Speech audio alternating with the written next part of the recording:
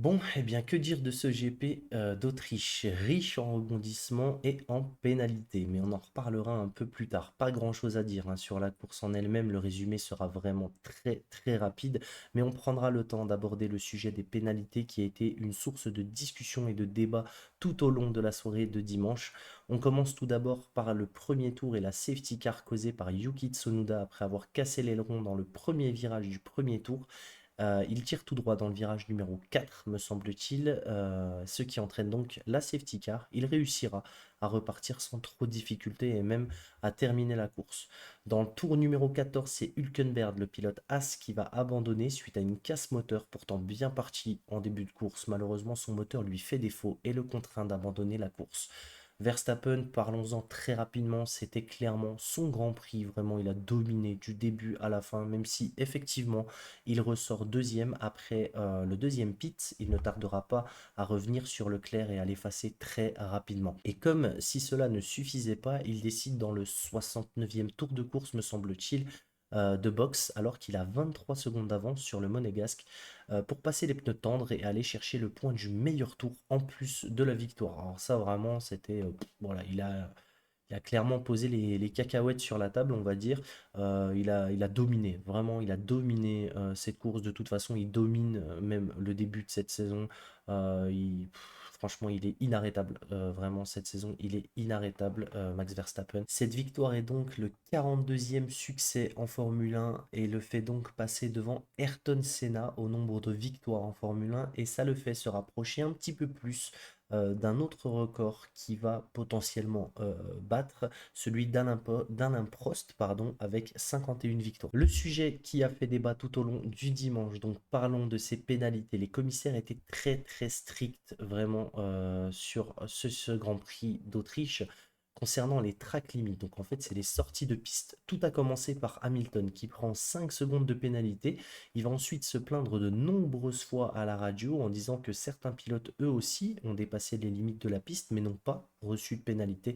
Il faudra que Toto Wolff intervienne en lui disant que tout le monde prend des pénalités, qu'il ferait mieux de se concentrer sur la course. Et donc comme je le disais, au moment où Hamilton prend la pénalité, c'est clairement open bar. Tout le monde prenait 5 secondes par-ci, 5 secondes par-là.